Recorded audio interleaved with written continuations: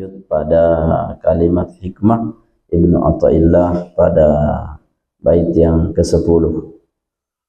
Beliau berkata, al-a'malu suratun qa'imah wa arwahuha wujudu sirril ikhlasi fiha. Idfan wujudaka fi ardil khumuli fama nabata mimma lam yudfan la yatimu nataijahu.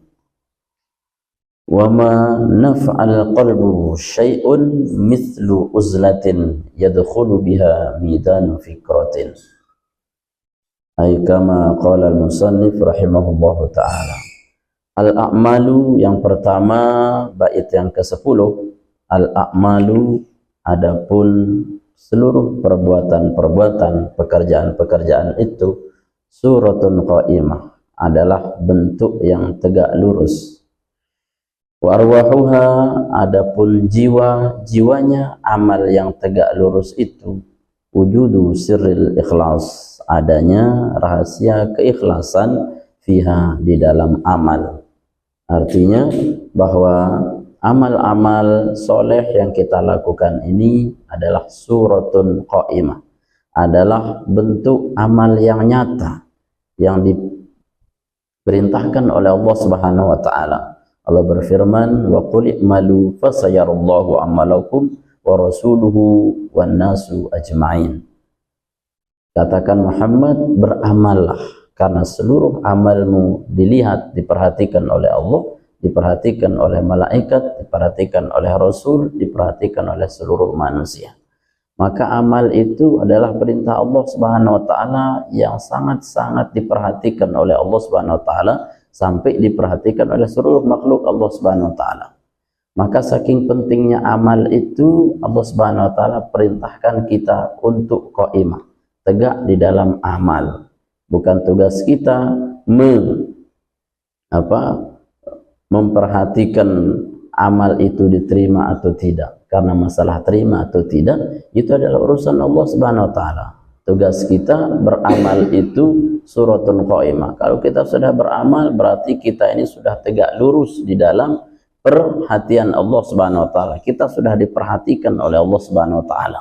Apapun amalnya, karena semua amal itu adalah perintah Allah, kecuali amal-amal yang jelek tentunya. Kalau amal jelek itu bukan suratun qa'imah, tapi itu nafsun qa'imah namanya. Adalah nafsu yang kita luruskan. Akan tetapi kalau amal yang kita lakukan, baiknya, kecilnya atau besarnya, itu disebut suratul qa'imah. Dia adalah amal yang tegak lurus, yang diperintah oleh Allah dan Allah Subhanahu wa taala memperhatikannya. Nah, warwahuha, tetapi ruhnya, jiwanya amal yang tegak lurus itu, sehingga dia bisa betul-betul diterima oleh Allah Subhanahu wa taala, jadi bagian penting sehingga dia itu punya roh, punya jiwa, itu adalah wujudu sirril ikhlas fiha, adanya ketulusan, keikhlasan di dalam beramal terhadap Allah Subhanahu wa taala. Itu yang membuat dia hidup. Ya, amal kita ini benda ukurannya yang tegak lurus, yang dia perintah Allah. Tetapi ketika dia diisi dengan ikhlas, maka dia itu menjadi hidup. Ya, seperti hidupnya kita, ukurannya. Kita ini kan bagian potongan-potongan badan, terdiri dari darah, terdiri dari air, terdiri dari daging, terdiri dari tulang, terdiri dari sifat angkuh, kasar, sombong, dan seterusnya. Ya, potongan-potongan daging. Tapi ketika dia ditutupkan roh, wa nufiqa fiha min ruhi fa qawlahu sajidin, ketika dia itu ditiupkan roh, barulah dia hidup. Ya kan? Barulah dia hidup. Maka hidupnya kita manusia ini juga tergantung pada rohnya. Kalau rohnya ada, maka tubuh ini yang asalnya tadi benda mati, ya, benda yang hanya segumpal daging berasal dari air dan segumpal darah, dia bisa hidup. Ya, ketika hidup, nah dia bisa ibadah, dia bisa makan, dia bisa minum, dia bisa melihat kekuasaan Allah Subhanahu wa taala. Ya, maka hidupnya amal kita itu juga seperti itu. Maka dia akan melihat apa? Keagungan ciptaan Allah. Dia akan mampu melakukan aktivitas baik. Dia akan merasakan nikmat Allah Subhanahu wa taala kalau di dalam Amal itu ada ruhnya. Seperti tubuh kita tidak akan hidup kalau tidak ada ruhnya, maka amal pun tidak akan hidup kalau tidak ada ruhnya. Apa ruhnya daripada amal itu? Seperti tubuh kita, sirrul ikhlas adalah memasukkan ikhlas terhadap Allah Subhanahu wa taala. Ikhlas itu artinya memurnikan ibadah hanya pada Allah Subhanahu wa taala. Maka kapan kita paling ikhlas? Ukurannya kita paling ikhlas di dalam salat. Kita lillahi ta'ala, itu adalah sirrul ikhlas, ya, ikhlas. Kemudian ya, ketika kita puasa lillahi ta'ala, pokoknya semua yang berhubungan dengan lillahi ta'ala itu adalah keikhlasan. Tetapi tidak boleh menunggu ikhlas baru beramal, karena tidak ada ikhlas tanpa amal. Ya, orang terkadang ya ini apa? Orang terkadang menunggu ikhlas baru beramal. Ya, tidak mau dia bersedekah. Kenapa tidak sedekah, Pak? Percuma kalau belum ikhlas. Ya sampai mati tidak sedekah-sedekah. Ya, kenapa tidak ke masjid belum ikhlas? Ikhlas itu berarti kita pandang sebagai penghalang ibadah. Ya kan? Anda tidak beramal karena takut tidak ikhlas. Berarti yang terdakwa siapa? Seolah-olah terdakwanya adalah ikhlas. Ya. Yang terdakwa adalah ikhlas yang menyebabkan kita kehilangan amal. Ngapain berjilbab kalau kita belum ikhlas? Berarti ikhlas menghalangi dia berjilbab. Ngapain berjamaah kalau saya belum ikhlas? Ngapain saya bekerja kalau sebelum ikhlas? Berarti tidak akan pernah ikhlas. Ya, maka konteksnya Nabi mengatakan niatul mukmin khairum min amalih. Niat seorang mukmin itu lebih baik daripada amalnya. Di mana bukan berarti kita ini niat tok tapi disuruh tidak beramal. Ya, kadang kan harus menafsirkan cukuplah niat walaupun tidak beramal. Salah. Artinya niat itu tidak cukup tanpa amal. Sehingga dalam tafsirnya niat, pengertian niat itu kan adalah fi'lu kulli syai'in muqtarinan bi fi'l. Niat itu adalah mengazamkan, melakukan sesuatu dan bersamaan dengan pekerjaan. Itu niat, ya. Melakukan sesuatu bersamaan dengan pekerjaan. Kalau kita niatkan tanpa melakukan, itu bukan niat, tapi apa namanya? Azam namanya. Saya nanti mau pergi ke pasar, nanti kan, itu azam namanya. Makanya kita sholat itu ya, sholat niat ya sekarang, yang sekarang sholat. Nah, tetapi niatnya itu sudah diberikan balasan oleh Allah Subhanahu wa taala. Kenapa? Nah, niat itu adalah bagian daripada ikhlas itu sendiri yang menghidupkan amal. Sehingga amalnya nanti kemudian dia niatkan hari ini, dia sudah menghidupkan amalnya dengan ikhlas itu tadi. Nah, itu maknanya. Sehingga contoh gampangnya misalkan ikhlas itu kita mengakui sesuatu atau melakukan sesuatu tanpa ada paksaan, tanpa ada perintah, tanpa ada alasan apapun untuk mengakuinya, kita ikhlas. Misalkan contoh kecil saja kata ulama. Ya, kalau kita bertanya, Pak, ini apa? Ini apa? Kacamata kan? Kacamata. Berapa sih dia butuh bayaran untuk bilang ini kacamata? Berapa saya bayar pelungguh untuk sebut ini kacamata? Enggak kan? Butuh dipuji untuk sebut ini kacamata? Enggak. Artinya apa? Kita ikhlas betul menyebut ini kacamata tanpa menunggu saya harus bayar Anda. Nah, kata ulama, kalau kita ini ikhlas betul menyebut ini adalah kacamata, kenapa kita untuk amal itu sulit betul melihat itu karena Allah Subhanahu wa taala? Ya kan? Ya, misal atau ya ini mic, ini semua orang akan bilang mic kan. Tidak perlu dipaksa. Ya, tidak perlu dibayar. Ya, tapi mereka akan ikhlas mengatakan apa ini mic. Ya, tidak perlu dibayar, tidak perlu dipaksa.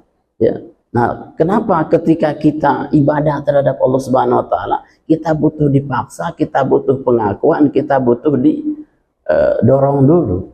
Padahal ibadah itu lebih dari sekedar kacamata yang kita tahu. Ya, kacamata yang kita tahu. Makanya filosofinya surat Al-Ikhlas, surat Al-Ikhlas itu nggak pernah ada kalimat ikhlas di dalamnya, Bapak Ibu. Ya, ada surat Al-Ikhlas, kata ikhlas. Kalau semua surat Al-Quran, 114 surat itu, penamaan Al-Quran itu diambil dari apa yang ada dalam isi Al-Quran. Yasin, awalnya Yasin. Alif Lam Mim, Alif Lam Mim. Ya, An-Nisa ada An-Nisanya, kalimat. Tapi surat Al-Ikhlas nggak ada menyebut kalimat ikhlas. Apa maknanya? Karena ikhlas itu adalah tidak butuh formalitas. Dia adalah ruhnya. Makanya sekali kita baca surat Al-Ikhlas itu kan sama dengan sepertiga. Sepertiga Al-Quran, saking hebatnya. 3 kali baca hatam tuh Al-Quran. Hatam Al-Quran itu. Kenapa? Karena ada ikhlasnya. Nah, apa arti ikhlas itu? Jadilah seperti surat Al-Ikhlas. Dia tidak ada dalam bacaannya, tetapi dia akan selalu disebut surat Al-Ikhlas. Ya. Berarti apa? Ikhlas itu tidak butuh formalitas. Maka jangan sebut diri Anda ikhlas, berarti Anda tidak ikhlas. Ya, makanya kalau dikasih sama orang, nih Pak, saya kasih, alhamdulillah. Jangan tanya sih dia ikhlas atau tidak. Kalau udah disebut berarti tidak ikhlas. Ya, saya dikasih sama ini Tuhan Guru. Tidak usah tanya ikhlas atau tidak. Kalau sudah disebut berarti tidak ikhlas. Ya.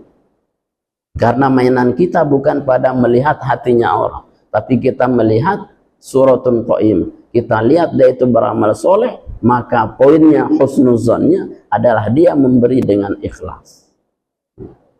Oleh karena itu, Bapak Ibu rahmati Allah Subhanahu wa taala, ikhlas itu bagian daripada rohnya amal kita. Kalau kita sudah ikhlas, maka insya Allah amal kita pasti diterima oleh Allah Subhanahu wa taala. Nabi isyaratkan ada 2 hal yang menyebabkan amal kita itu paling dicintai, paling diridhoi, paling diterima oleh Allah Subhanahu wa taala. Pertama al-ilmu, ilmu mempengaruhi amal itu diterima. Kemudian yang kedua, ikhlas itu mempengaruhi amal itu diterima.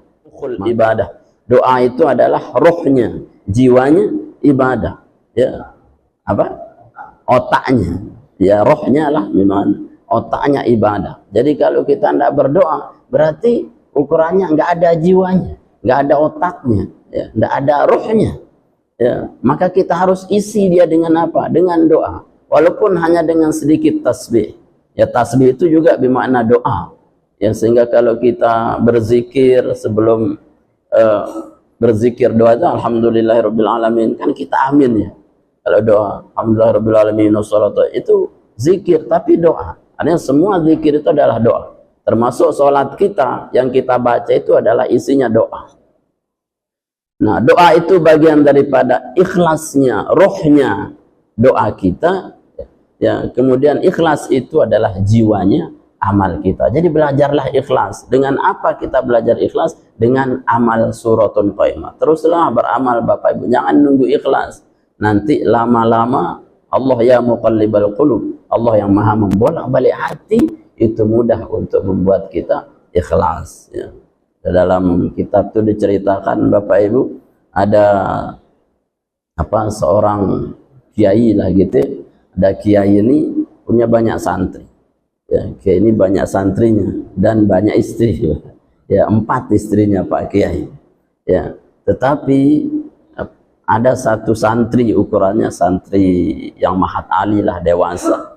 Ini tidak bisa menahan rasa cintanya terhadap istri Pak Kiai yang nomor 3.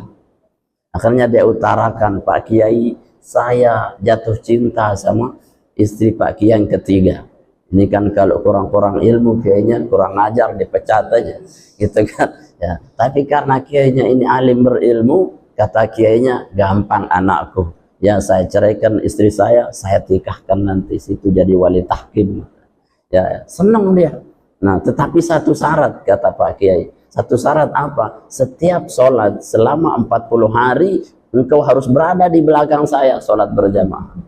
Itu aja syaratnya. Dianggap mudah oleh sang murid, sang siswa. Yes, gampang Pak Kiai. Saya akan lebih 40 waktu pun saya ada di belakang sholat. Nah, akhirnya kan motivasinya luar biasa. Motivasinya sholat untuk Bu Nyai kan. Ya, demi Nyai gitu. Demi Nyai aku sholat 5 waktu di belakang Kiai terus. Nah, pada 10 yang pertama itu kan apa metodenya Pak Kiai. Ya, 10 hari yang pertama di subuh, maghrib, isya'nya itu Pak Kiai memulai dengan bacaan-bacaan dalam sholatnya, dijahar dengan ayat-ayat yang berhubungan dengan surga. Ya. Ayat surga dibacakan. Ya. Sehingga apa? Dia mulai menangis dalam sholatnya, khusyuk karena asik mendengarkan ayat-ayat surga. Ya kan? sehingga sedikit demi sedikit bergeser niatnya dari nyai ke surga. Nah, 10 yang kedua, kiai membacakan lagi ayat-ayat berhubungan dengan azab api neraka. Dia nangis lagi. Nangis kenapa? Takut terhadap azab Allah Subhanahu wa taala. Ya, 10 hari yang kedua berkurang lagi niatnya dari nyai menuju takut neraka. 10 yang ketiga dibacakan lagi tentang apa? Tentang apa? Janji-janji Allah Subhanahu wa taala buat orang yang taat, beramal, soleh, takwa dan semuanya janji-janji Allah. Ya, akhirnya dia betul-betul lupa terhadap nyainya karena apa? Khusyuk terhadap janji Allah. 10 yang terakhir maka kiai membacakan ayat-ayat tentang apa? Ayat-ayat tentang sifat-sifat terpuji, ya, sifat akhlak terpuji.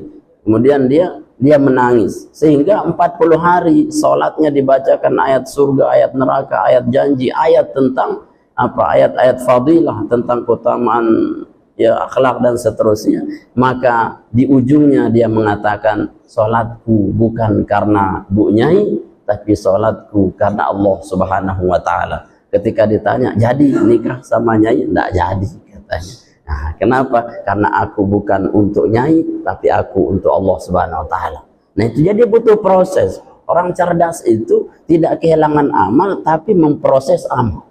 Proses. Enggak bisa kita langsung ikhlas-ikhlas itu. Ya, contoh kecil saja, orang gampang misalnya kalau kita punya uang 10.000, Pak. Ya, ikhlas itu gampang. Gampang enggak ikhlasnya 10.000? Bagi 2 aja, sedekah 5.000, saya 5.000, lungguh 5.000 sedekah. Gampang atau enggak? Gampang. Ya, tapi beda halnya kalau misalkan 1 juta. 1 juta sama-sama bagi 2. Saya 500, saya sedekah 500. Ikhlas atau enggak? Padahal sama dengan 10.000, 5.000 bagi 2 kan? Boleh bagi 2. Nah, kalau 1 juta sama kan bagi 2. Lebih berat mana? Yang 500.000 atau 10.000? Padahal sama-sama bagi 2 kan? Ya, lebih tinggi lagi misalkan ya 1 miliar dibagi 2 aja 500 juta. Ikhlas enggak kita? Sulit kan? Artinya semakin kita ini punya harta, artinya semakin kita pelit, atau semakin kita sulit beramal, itu semakin sulit terlatih untuk ikhlas. Ya, dalam yang ringan saja, terkadang kita harus berpikir 2 kali untuk mengikhlaskan amal, ya, bersedekah itu. Ya, tapi kalau kita sudah sejak awal kita ini biasa sedekah 5.000, nanti naik seterusnya, itulah proses pengikhlasan. Ya, sehingga Allah Subhanahu wa taala ya muqallibal qulub, yang membolak-balik hati, itu membalik hati kita untuk tetap ikhlas. Jadi jangan karena takut ikhlas kita ini tidak beramal, jadilah beramal walaupun ukurannya belum Anda ikhlas. Ya. Ya minimal kita dapat amalnya lah, walaupun belum dapat ikhlasnya. Ya, kalau kita beramal sombong, ya kita dapat sombongnya 1, kemudian amalnya 1, berarti 1 sama kan. Ya, kalau dia tidak jadi amal, saya tidak jadi sholat karena takut dianggap sombong. Nah, sombongnya dapat, amalnya tidak dapat, berarti 1-0. Ya lebih baik 1 sama, Anda dapat amalnya, sombongnya juga dapat. Ya, tapi dikurangi dikit sombongnya agar menangan amalnya dikit, gitu. Ya. Jangan takut, saya takut dianggap riak, sok suci nanti kalau ngaji. Berarti tidak ngaji, berarti Anda riaknya dapat, ngajinya tidak dapat. Itu 1-0.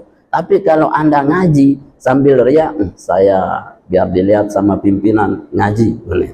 Tapi dia ngaji betulan, nah dia dapat skornya sama, ngajinya dapat, riaknya dapat. Nanti lama-lama Anda harus hilangkan salah satu. Ya, yang penting jangan kehilangan amal. Ya, berarti ikhlaslah dalam proses untuk mengikhlaskan amal, karena jiwanya ada pada ikhlas. Kemudian kuburlah, ya, kuburlah keadaanmu, keberadaanmu fi ardil khumuli, di bumi ketidakterkenalan. Artinya kuburlah dirimu pada sesuatu yang tidak membuat engkau dikenal orang lain. Fanama nabata mimma lam yudfan, maka sesuatu yang tumbuh dari sesuatu yang tidak ditanam, lam yatim la yatimmu nataijahu, tidak akan sempurna hasilnya. Artinya tanamlah diri kita ini pada bumi ketiadaan, pada bumi ketidakberdayaan, pada bumi ketidakterkenalan. Karena ketika kita menanam itu pasti akan muncul tumbuh-tumbuhan yang hebat. Artinya kalau kita tidak menanam, tidak akan memunculkan pohon, ya. Maka sesuatu yang kita tanam itu akan mendatangkan, melahirkan apa? Tumbuh-tumbuhan. Maka kita harus menanam makom kita. Manusia ini kita harus makanya menanam, ya, diri kita. Tanam dalam apa? Maknanya adalah ardul khumul, ketidakterkenalan, tawadu, ya. Berikan diri kita pada ketawaduan, pada kerendahan. Maka ketika kita menanam, ukuran kita balikkan sesuatu itu ke dalam yang terbawah di dalam tanah. Tetapi ketika dia subur nantinya, tanaman itu akan tumbuh dengan sendirinya, malah melampaui besarnya orang yang menanam. Ya kan?